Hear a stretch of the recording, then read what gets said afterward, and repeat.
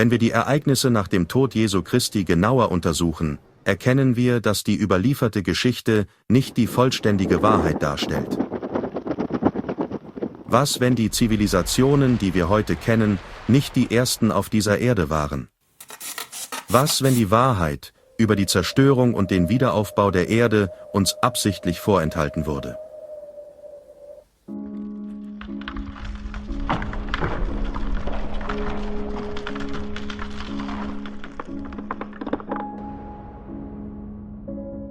Am 6. Tag der Woche, dem Tag, an dem das Schicksal der Welt auf der Spitze eines Marterpfahls entschieden wurde, ereigneten sich bedeutende historische Ereignisse. Diese Ereignisse, die an jenem Tag begannen, waren nicht nur auf Jerusalem beschränkt. An diesem schicksalhaften Freitag geschah weit mehr als der Tod eines Mannes. Es war ein trauriger Moment, in dem das gesamte Universum den Atem anhielt.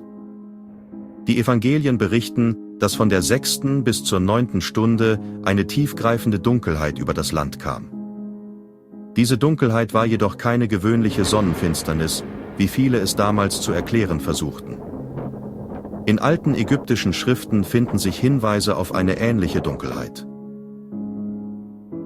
Historiker aus dem antiken Rom, wie Thallus, versuchten diese Dunkelheit als eine natürliche Sonnenfinsternis zu erklären. Aber spätere Forscher widerlegten diese Theorie, da ein solches Ereignis zu dieser Zeit astronomisch nicht möglich war. Vielmehr könnte diese Dunkelheit ein kosmisches Zeichen gewesen sein. Ein Zeichen des Zorns eines Gottes, der in die Welt eingriff. Auch in den Berichten aus China finden sich Hinweise auf eine solche Dunkelheit. Während dieser Zeit, als die Sonne sich verdunkelte, berichteten die Annalen des Reiches von einem schwarzen Himmel. Einer dichten Wolke, die sich über das Land legte und den Tag zur Nacht machte. Auch in den Schriften der Inka finden sich Hinweise auf einen Tag ohne Sonne, der als Vorzeichen für das drohende Ende einer Ära galt. Diese dunklen Wolken breiteten sich über den Horizont aus, als ob der Himmel selbst den Todeskampf von Christus beobachtete. Doch diese Dunkelheit war nicht nur physisch, sie war auch ein spirituelles Zeichen für die Menschen. Die Priester in den heiligen Tempeln Jerusalems, die vorher in ihrer Macht und Kontrolle über das Volk wähnten, spürten die Veränderung. Der Vorhang im Tempel zerriss von oben nach unten, ein klares Symbol für den Bruch des alten Bundes, das Ende der Ära der Priester, die das Volk im Namen eines falschen Gottes führten. Diese Stunde der Finsternis war nicht nur ein Moment der Dunkelheit, sondern auch ein Moment der tiefsten Verwirrung und Angst. Die Sonne, die den Tag erleuchtet hatte, war nicht mehr da. Der Himmel, der immer ein Zeichen der göttlichen Ordnung war plötzlich verstummt und verschlossen. Und für die Menschen, die unter dieser Dunkelheit litten, war es der Moment, in dem die Welt selbst in ihren Grundfesten erschüttert wurde. Doch was die Menschen nicht wussten, dies war erst der Anfang.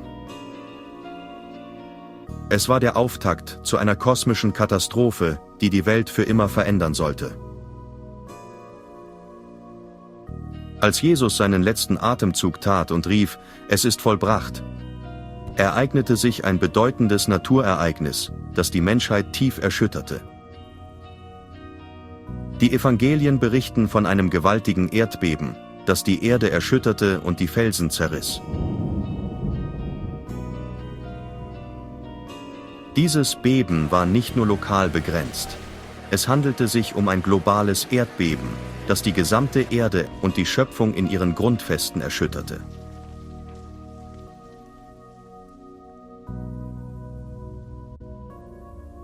Das in der Bibel erwähnte Erdbeben war nicht nur ein geologisches Phänomen.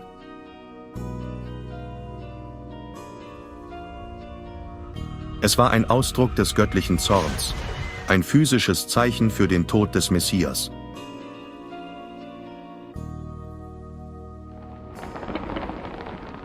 Das Beben breitete sich über den gesamten Planeten aus, und auch weit entfernte Völker und Zivilisationen spürten seine Auswirkungen.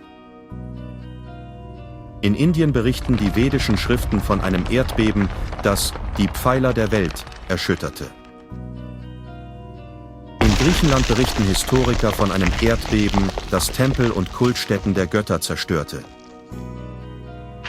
Und in Ägypten wurde von einem Riss berichtet, der die Pyramiden durchzog und die göttlichen Schreine in Trümmer legte.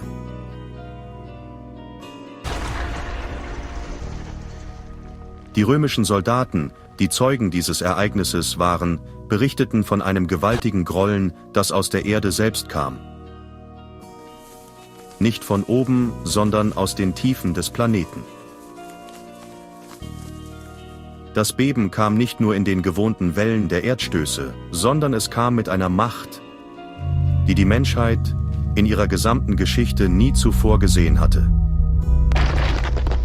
Dies war kein gewöhnliches Erdbeben. Es war ein Zeichen, dass sich der Himmel mit der Erde vereinigte.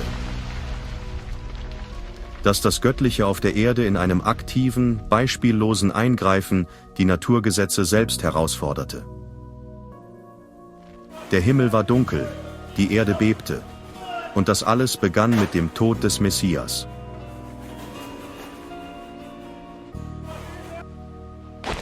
Die antiken Texte aus verschiedenen Kulturen und Zeiten sprechen nicht nur von lokalen Erschütterungen,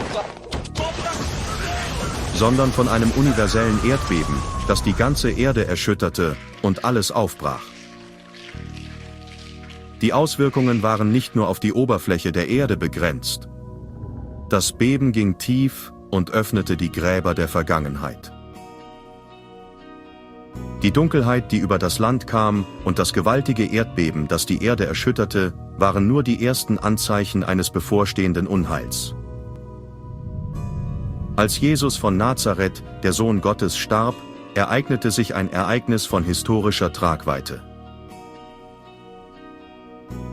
Die Evangelien berichten, dass die Gräber sich öffneten und viele Heilige auferstanden.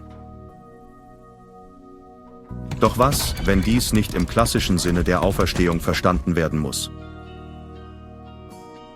Was, wenn dieses Auferstehen der Toten ein schreckliches, physisches Ereignis war, das durch die gewaltige Naturgewalt ausgelöst wurde? In den antiken Städten der Vergangenheit wurden die Toten oft in tiefen Gräbern beigesetzt, in denen sie vor der Welt und vor den Einflüssen der Natur geschützt waren.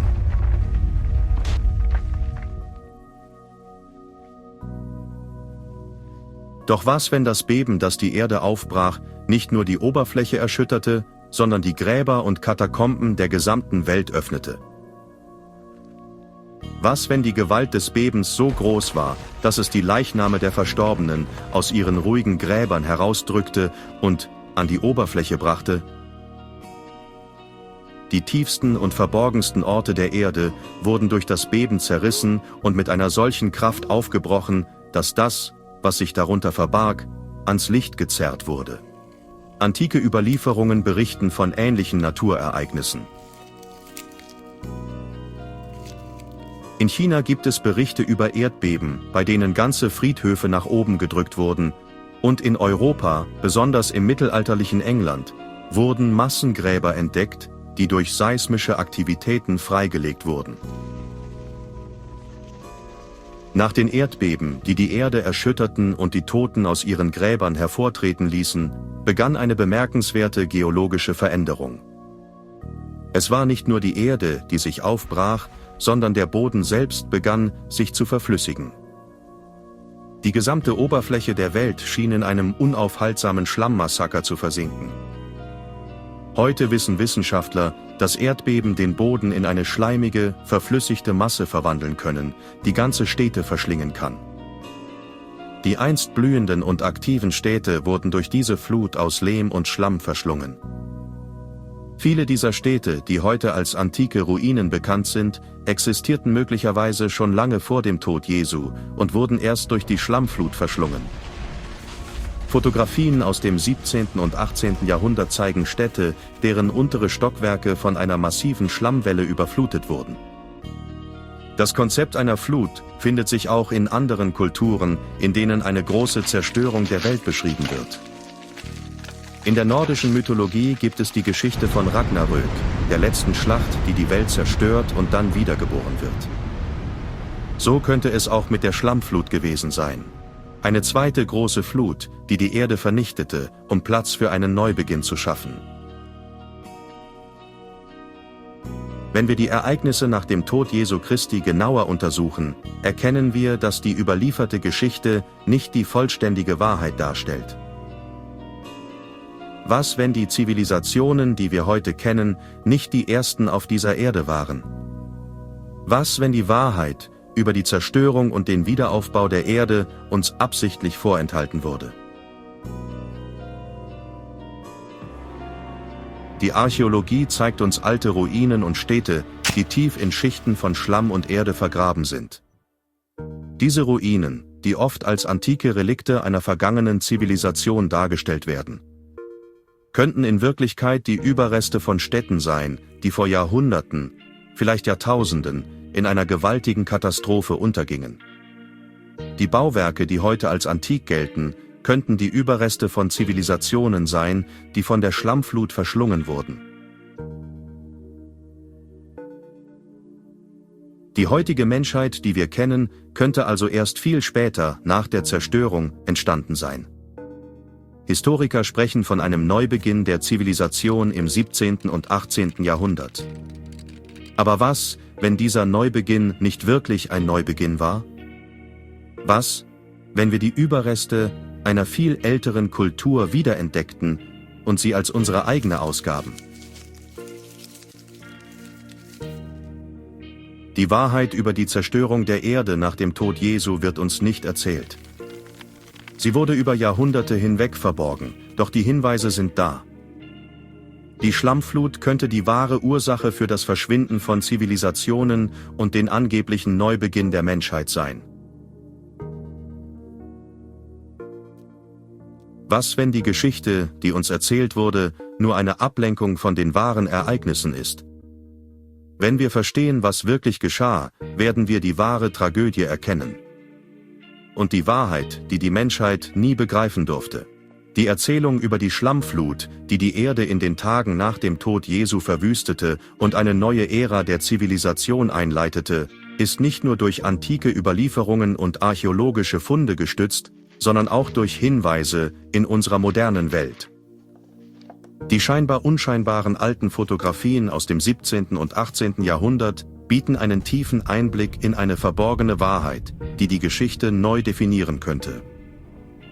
Einer der faszinierendsten Aspekte, die für die Theorie einer verdeckten Geschichte sprechen, sind die archäologischen Entdeckungen von Städten und Zivilisationen, die von einer massiven Schlammflut überflutet und über Jahrhunderte hinweg verborgen wurden. Diese Städte, die in den Tiefen des Bodens liegen, waren nicht einfach zufällig im Boden verschüttet, sie wurden von einer gewaltigen Naturkatastrophe verschlungen. Der Begriff Schlammflut ist in diesem Kontext nicht nur ein Mythos, sondern eine plausible Erklärung für die massiven Zerstörungen, die in vielen Kulturen überliefert sind. Ein bekanntes Beispiel für diese untergegangenen Städte ist die Entdeckung von antiken Ruinen in verschiedenen Teilen der Welt, die zu tief unter Schichten von Erde und Schlamm vergraben sind, dass sie erst im 17. und 18. Jahrhundert wieder ausgegraben werden konnten. In den USA, besonders in den Appalachen, wurden Relikte von alten Städten entdeckt, die mit Schichten von Schlamm und Geröll bedeckt waren. Diese Ruinen, die zunächst als einheimischen Ureinwohnerstädte bezeichnet wurden, könnten in Wirklichkeit die Überreste einer viel älteren Zivilisation sein. Eine Zivilisation, die vor den Ereignissen um das Jahr 33 nach Christus existierte und durch die Schlammflut und das kosmische Erdbeben zerstört wurde.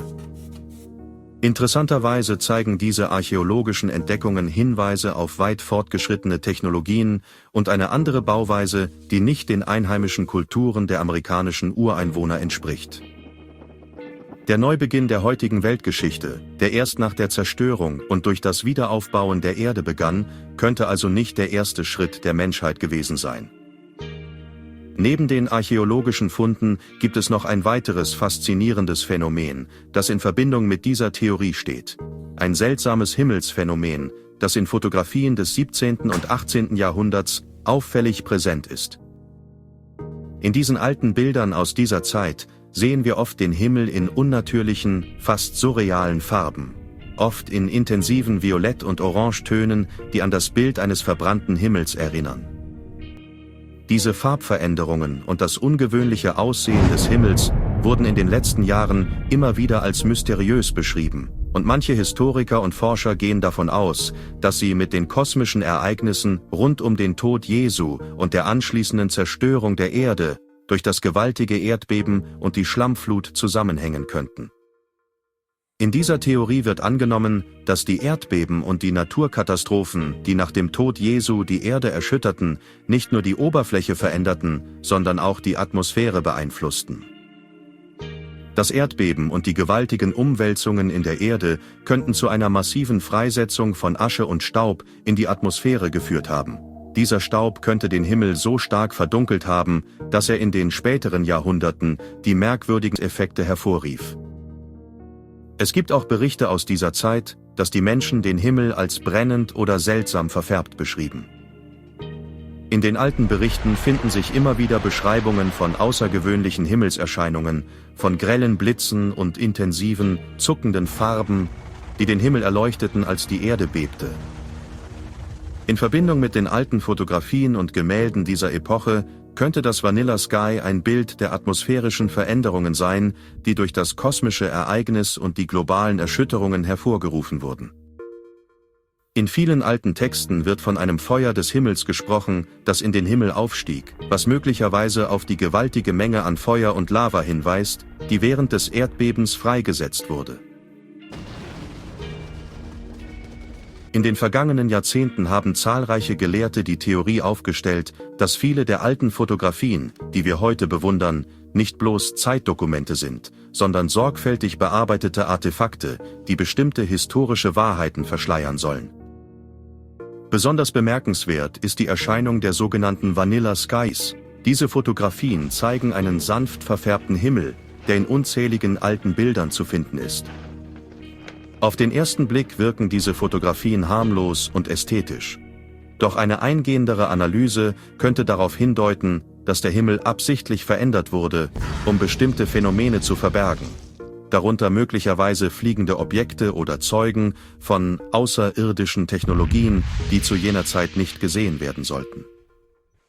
Es ist bemerkenswert, dass der Himmel in vielen dieser Bilder auf auffällige Weise bearbeitet wurde, insbesondere bei Fotografien aus der Zeit der Industrialisierung und der frühen Moderne.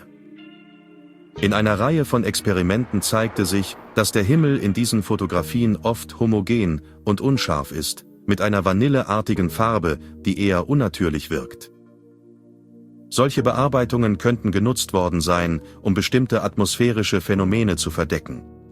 Möglicherweise handelte es sich um Himmelsereignisse, die aus damaliger Sicht als zu ungewöhnlich galten, um sie zu dokumentieren, wie etwa fliegende Fahrzeuge oder sogar den Einsatz von Energieübertragungstechnologien, die weit über das hinausgingen, was die Menschen damals kannten.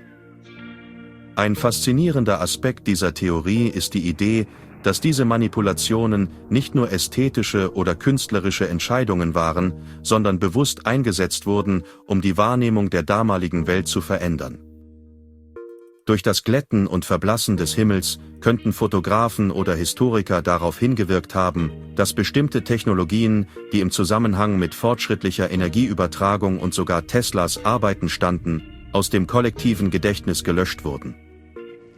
Ein weiterer Punkt, der in diese Theorie hineinspielt, ist die Tatsache, dass viele dieser alten Fotografien von Städten und Landschaften stammen, die später bei der Schlammflut oder anderen geologischen Umwälzungen zerstört worden sein könnten. Es gibt Berichte über große Überschwemmungen und Katastrophen, die in vielen Kulturen überliefert sind, und die modernen Fotografien könnten absichtlich so verändert worden sein, dass sie keine Hinweise auf diese vergangenen Zivilisationen oder fortgeschrittene Technologien mehr liefern. Ein weiteres Beispiel ist der Vanilla Sky auf einem berühmten Foto von 1908, das den Himmel über einer Großstadt zeigt.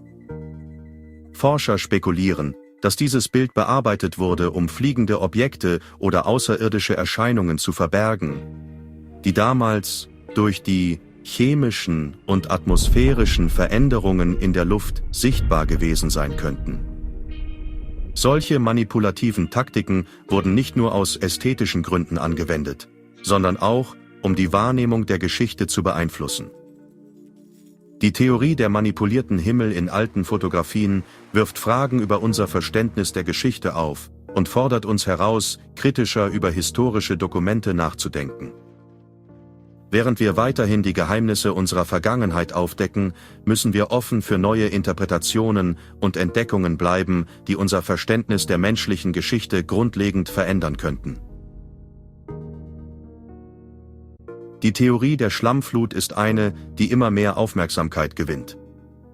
Sie besagt, dass eine globale Katastrophe, möglicherweise ausgelöst durch ein weltumspannendes Erdbeben, die Erde in eine chaotische Phase stürzte. Schaut euch unbedingt die Videos von Kai Brenner, John Levi und Knopfloch an, die wir euch in der Beschreibung zu diesem Thema verlinkt haben. Sie dienen als hervorragender Einstieg in dieses komplexe Thema und bieten einen guten Überblick, der euch helfen wird, den riesigen Eisberg zu verstehen. In dieser Theorie gibt es Parallelen zu alten mythologischen Berichten von globalen Überschwemmungen und Naturkatastrophen, die von Zivilisationen auf der ganzen Welt überliefert wurden. Viele dieser Berichte sprechen von einem großen Wasser, das die Erde bedeckte und Zivilisationen zerstörte. Doch die Theorie der Schlammflut geht weiter und postuliert, dass diese Katastrophe nicht nur eine Flut, sondern auch eine geologische Verschiebung war, die eine massive Umwälzung der Erde zur Folge hatte.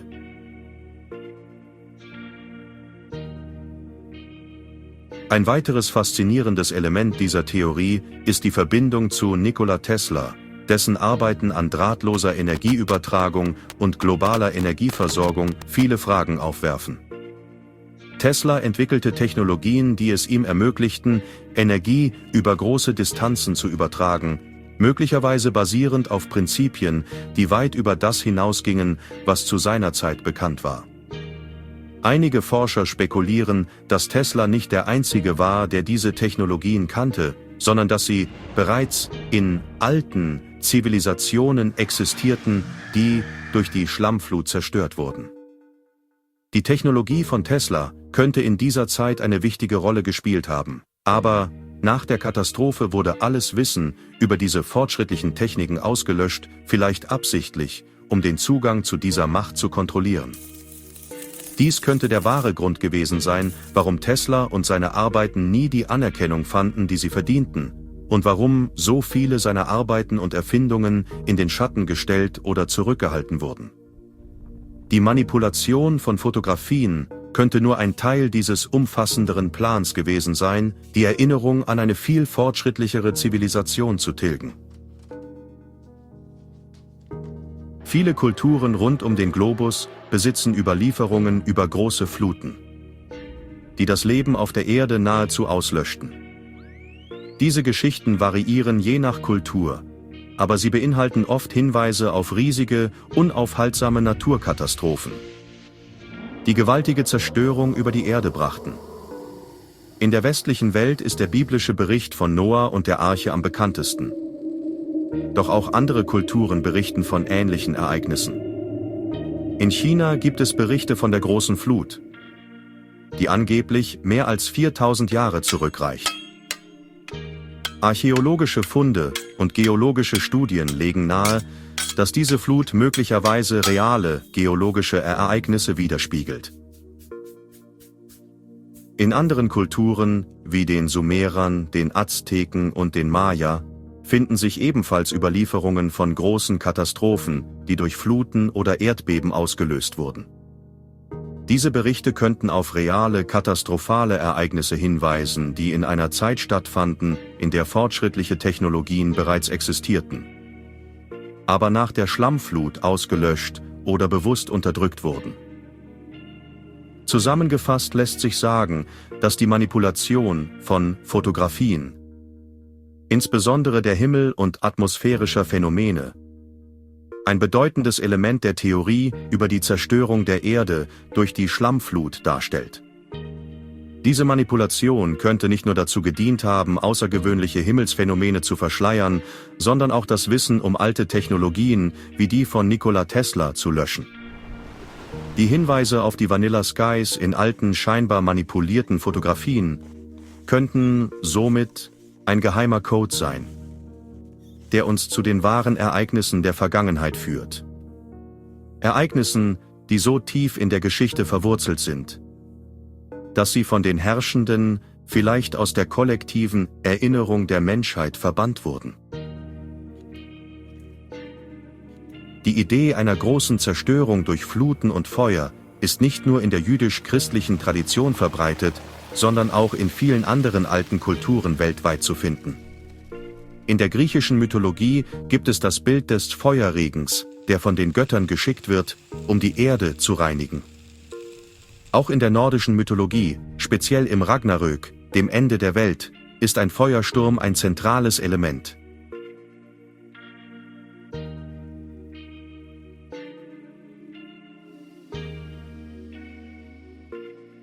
Es ist möglich, dass diese Mythen auf ein tatsächliches Ereignis hinweisen, auf die katastrophale Zerstörung der Erde durch ein gewaltiges, kosmisches Eingreifen. Dieses Eingreifen könnte durch das Erdbeben und die anschließende Schlammflut ausgelöst worden sein, die die Erde veränderten und die Welt in eine neue Ära führten. Die Geschichte, die uns heute erzählt wird, könnte ein verzerrtes Bild dessen sein, was wirklich geschah. Die Archäologen und Historiker, die das Bild der Geschichte formen, scheinen wenig Interesse daran zu haben, diese alte Wahrheit zu erforschen, vielleicht aus Gründen, die noch nicht ganz klar sind.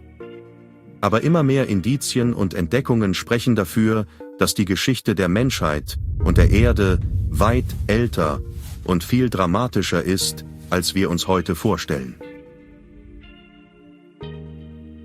Die Theorien über die Schlammflut und die verborgene Vergangenheit der Menschheit stellen das traditionelle Geschichtsbild in Frage. Alte Ruinen, archäologische Funde, mysteriöse Himmelsphänomene und unzählige Mythen aus verschiedenen Kulturen deuten darauf hin, dass die Geschichte, die uns heute erzählt wird, nur ein kleiner Teil der wahren Erzählung ist.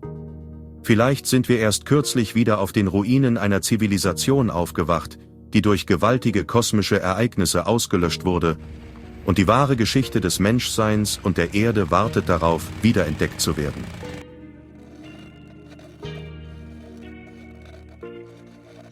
In den Annalen der offiziellen Geschichtsschreibung wird der Begriff Tartaria kaum erwähnt. Wenn er doch auftaucht, wird er als eine alte geografische Bezeichnung für Teile Asiens oder Osteuropas abgetan, eine bloße Region auf alten Karten ohne besondere Bedeutung. Doch eine genauere Betrachtung enthüllt eine Geschichte, die so gewaltig, so weitreichend und so revolutionär ist, dass sie das Potenzial hat, unser gesamtes Weltbild auf den Kopf zu stellen. Tartaria ist mehr als nur ein vergessenes Reich. Es symbolisiert eine vergrabene Weltordnung, eine verlorene Hochkultur, die möglicherweise nicht Jahrtausende, sondern nur Jahrhunderte zurückliegt. Es erinnert an eine Welt, in der Technologie, Spiritualität, Architektur, Natur und Gemeinschaft in Harmonie existierten, nur um dann scheinbar spurlos zu verschwinden. Überall auf dem Globus finden wir architektonische Merkmale, die trotz tausender Kilometer Entfernung verblüffende Ähnlichkeiten aufweisen. Majestätische Gebäude mit Zwiebeltürmen, kunstvollen Fassaden, enormen Fenstern, Portalen, Kuppeln und vergoldeten Spitzen, oft aus Stein gefertigt, den die heutige Technologie nur schwer nachbilden kann. Diese tartarische Architektur findet sich in Russland, Amerika, Asien und Teilen Europas. Bemerkenswert ist, dass viele dieser Strukturen teilweise vergraben zu sein scheinen, als wären sie eingesunken oder von Schlamm verschlungen worden. Man denke nur an die vielen Kellergewölbe in deutschen Altstädten, die oft bis zu den Fenstern im Erdreich liegen. Viele alternative Forscher spekulieren, dass Tartaria eine Form von freier Energie nutzte, bekannt als Äther oder tellurische Energie, die durch die architektonische Gestaltung der Gebäude kanalisiert und genutzt wurde. Türme, Kuppeln, metallische Spitzen und geometrische Symmetrie deuten alle auf ein intentionales, energetisches Prinzip hin. Manche vergleichen diese Strukturen sogar mit lebenden Antennen oder Resonatoren. Diese Gebäude waren nicht nur Paläste oder Regierungsgebäude, sondern Maschinen, harmonisch abgestimmte Energiekonverter, die eine ganze Gesellschaft mit Strom, Wärme und sogar heilenden Schwingungen versorgen konnten, ganz ohne fossile Brennstoffe, Stromleitungen oder Umweltzerstörung. Es war eine Welt, in der Technologie im Einklang mit der Natur funktionierte, fast wie die Visionen, die heute im Biosphäre-2-Projekt in Arizona erforscht werden. Und dann, plötzlich, war alles vorbei. Ganze Städte versanken in der Erde, Gebäude wurden wiederentdeckt, ausgegraben oder umgenutzt. Karten wurden neu gezeichnet.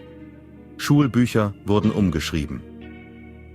Die Erinnerung an Tartaria wurde aus Archiven, Bildungssystemen und dem kollektiven Bewusstsein gelöscht. Was geschah? Die Schlammflut-Theorie postuliert ein weltweites Ereignis, bei dem Schichten von Erde, Wasser und Schlamm ganze Regionen begruben. Ob durch ein Naturereignis oder durch gezielte Technologie ausgelöst, es war ein Reset, der das Zeitalter von Tartaria beendete und den Weg für eine neue Weltordnung ebnete. Denken Sie an die vielen Sagen und Legenden von versunkenen Städten, die sich auch in Deutschland finden, wie Vineta in der Ostsee. Es ist kein Zufall, dass manche den Fall Tartarias mit dem Tod Jesu und dem großen Erdbeben in Verbindung bringen. Der kosmische Umbruch am Kreuz könnte der spirituelle Katalysator gewesen sein. Die Durchtrennung der alten Matrix, die Rebellion gegen falsche Götter und Systeme.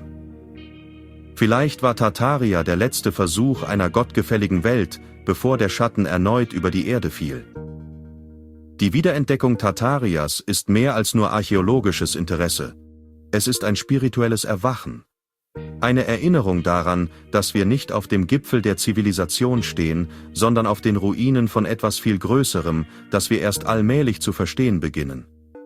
Es ist wie die Suche nach dem Heiligen Gral, eine Reise ins Unbekannte, die uns vielleicht mehr über uns selbst lehrt, als wir erwarten.